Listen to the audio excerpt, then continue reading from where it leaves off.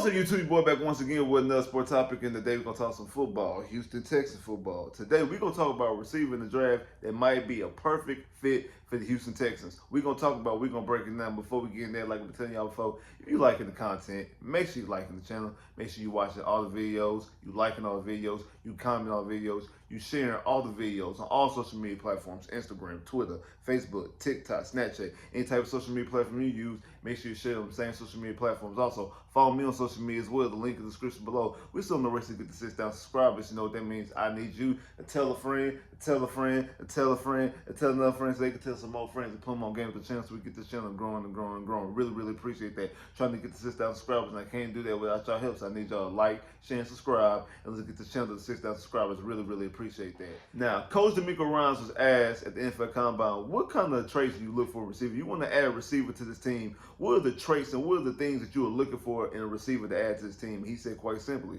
separation.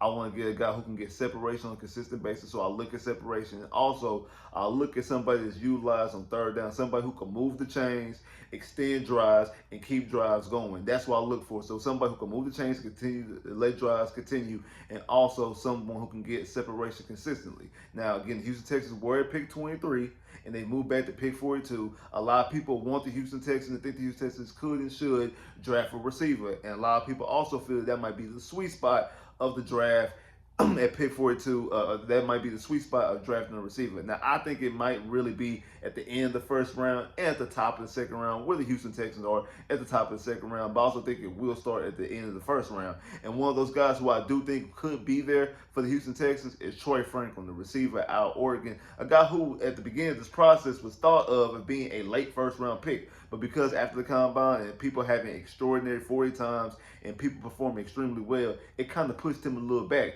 And I do think that he might end up in the second round. And again, I think that he possibly is a perfect fit for the Houston Texans. I think he actually fits in well when you talk about Nico and Tank Down and stuff like that. A guy who definitely gets separation a lot. When you look at his tape, he has one of the best separations out there. He might have one of the best separations out of all the guys in this NFL draft. And I'm not just talking about the guys that swim in the same pool at the back half of the first round or in the beginning of the second round. I'm talking about throughout the whole entire NFL draft. Not saying he's the best at getting separation, but I do believe he is one of the best of guys getting separation. He gets separation consistently. If you look at the tape, the defenders, the DBs, are at least 4 to 5, 6 steps behind him, and he's wide open, catching the football, using his hands, and able to make moves. He's able to get out in front of the defense. He's able to get into the secondary, deep into the secondary with ease. He has excellent footwork. A lot of people sometimes compare him to Tank Dell, and I think it's because of the way he uses his feet. He uses his feet extremely well and able to get off separation. Again, sometimes when the defenders press him up a little bit and jam him up a little bit and press him up a little bit, he's not able to get that quick first step. It does kind of hurt him a little bit. But if he's able to use his feet, he uses his feet extremely well to get open, and he separates very quickly and get behind the defense and get in the secondary and able to make plays. And I think he fits in. And you can play him in the slot. You can play him on outside, but I also think you can play him in the slot. And then if you do that, you have Nico Collins and you have Tank Dell, who both do best of their work outside the numbers and have both of their numbers outside. That's when they do the best of their work, and have him in the slot, able to do that dirty work in the slot. I think he fits in extremely perfectly. Now, you look at his numbers.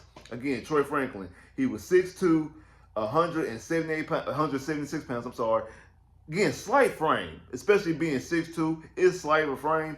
And he only ran a 4.41 to 40. Now I say only a 4.41. Now 4.41 is not slow by any means. A 4.41 is not slow. But when you look at his tape and see how easy he is able to get behind the defense, you would have thought that he ran a 4.38, a 4.37, 4.36, 4.35. The numbers that AD ran. I think AD ran a 4.34. You would have thought that he would have ran somewhere in those 4.3s. So it's kind of surprising he only ran a 4.41. Again, 4.41 is not slow at all, not by the slightest. But it is slower than what you thought he was going to run.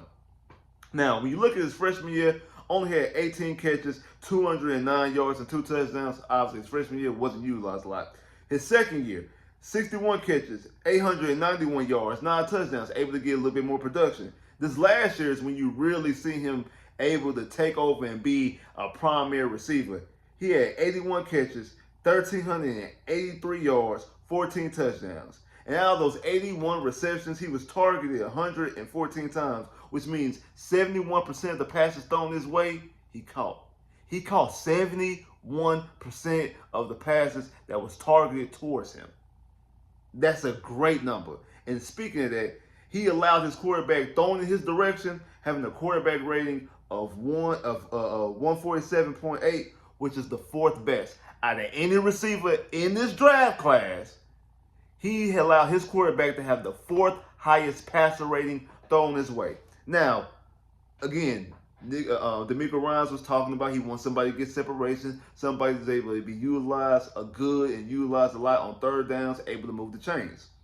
On first down, Troy Franklin caught 35 catches for 513 yards and 5 touchdowns. On second down, he caught 29 catches for 555 yards and 7 touchdowns. And on third down, he caught 15 catches for 302 yards and 2 touchdowns. Now, again, you probably ask, okay, where was that at? Was that in the red zone? Because that could be a little bit misconstrued. It could be in the red zone. It might not be against bad teams and things like that. On their own 20 to 39. So on Oregon's 20-yard line to their 39-yard line, he caught 26 catches for 510 yards and a touchdown, which means he was able, like, this isn't the beginning of the game, this isn't the beginning of the drive, these are drive setters, tone setters, beginning of the game, things like that, because when you're talking about you're on your 20 to 39, able to get 500 yards, caught 26 catches and got a touchdown, which means he was able to get behind the defense and take some plays deep. Now, in between the 40s, 28 catches for 462 yards and 3 touchdowns. So he had over 1,000 yards and 4 to 5 touchdowns on the opposite side of the field before you even cross the 50. So again, it shows his big playability, able to make big plays. And he showed you that he was able to be the #1 receiver with 81 catches for 1,300 yards and 14 touchdowns. Again, 71% of the passes thrown his direction, he was able to catch.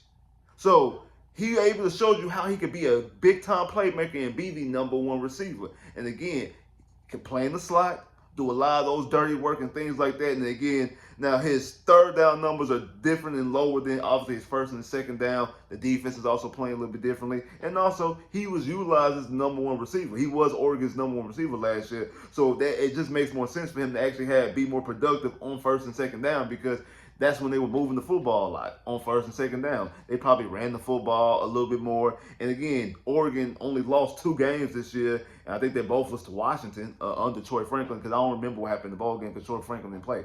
But against Washington, that was the only time they lost, and both those games were shootouts. So he really wasn't really in those type of positions and spots of games where it was like crunch time and stuff like that because of how good Oregon was. But when his number was called, when number 11 was called, he was able to make plays. Now again, that slight frame might concern you some. The slight frame might concern you some, only being 176 pounds at the height of 6'2", which means he is pretty pretty slight frame. But again, he uses his feet really well and able to get separation. And for him not to run a huge 40, for him not to run like a 4.32 or something like that, I mean a 4.32 or something like that, or a 4.2 something, which means he could actually put on some more weight and still possibly run that same 4.1 speed and able to still get separation, because he gets a lot of his separation after he uses his feet. Now again, if the corners and DBs are pressing up against him and he's not able to get that first get off, it might hurt him some. It might hurt him some. So he does need to expand on that. But again, I think when you get into the lab, especially getting with a quarterback like CJ, being with Tank Dell, being with Nico Collins, you've seen the jump that Nico Collins had under CJ Stroud, and also the tutelage of Bobby Slowick and also Brian Johnson. That I think that Gerard Johnson. I'm sorry, not Brian Johnson. Gerard Johnson. I think that they be able to utilize and be able to get the most out of Troy Franklin. And again, I think that possibly his slight frame and this low 40 time is what kind of pushed him back and got him into the second round. I got him into the second round, but I think he could easily fit into this spot of being the third receiver beside Nico and Tank, because he doesn't have to come in here and be the primary receiver. So you got to take some of that pressure off. I know a lot of guys be talking about some of the receivers about who they don't want and stuff like that, but you're looking at those guys at, you know, vacuum of a number one receiver. And again, we don't know what's going to happen with Nico as far as a contract situation. So whoever we draft might end up having to futurely be a number one receiver. But they don't have to be a number one receiver right now. They got Tank Dell, they got Nico Collins, and you got C.J. Stroud pulling the trigger. So I think you can fit him easily in, put him in the slot, allow him to do that dirty work in the slot, and allow Nico and Tank to be your outside receivers and allow them to do what they do, because they play better on the outside. That's what Tank do the best if his work is on the outside. And we see Nico, you can move Nico on the slot too and utilize Nico on the slot as well. But Nico showed you the big plays that he was able to make. Again, Nico Collins, if I'm not mistaken, was second this year in the league, only behind Tyreek Hill in big plays from a receiver standpoint. So we were able to get a lot of big plays. You add Troy Franklin to that, a guy who can get separation consistently. He's able to get separation on his own. You don't always got to scheme him up. You can get separation on him because the way he's able to utilize his feet, able to use his get up, he's able to get separation. I think that he could be a perfect fit for what DeMeco Ryans wants for this offense with Bobby Slogan. Again, I think Bobby Slogan is going to be in these meetings too, because it's not just going to be all Nico Collins. I mean, it's not going to be all DeMeco Ryans and Nick Caserio. I think Bobby Slowick is going to be in this meetings too about what do he looks for, what do he need for his offense. That's part of the reason why I believe that Bobby Slowick didn't take a head coaching job and why he came back another year for OC, because he's going to be in these meetings too and discuss what type of weaponry we're going to add to C.J. Stroud. And I think C.J. going to be in these meetings as well. What type of weaponry we can add to this offense to make this offense even more explosive. And I think if you add a receiver like Troy Franklin out of Oregon, I do believe it does add a lot more explosiveness to this offense and make this one of the most high-power offenses in the NFL.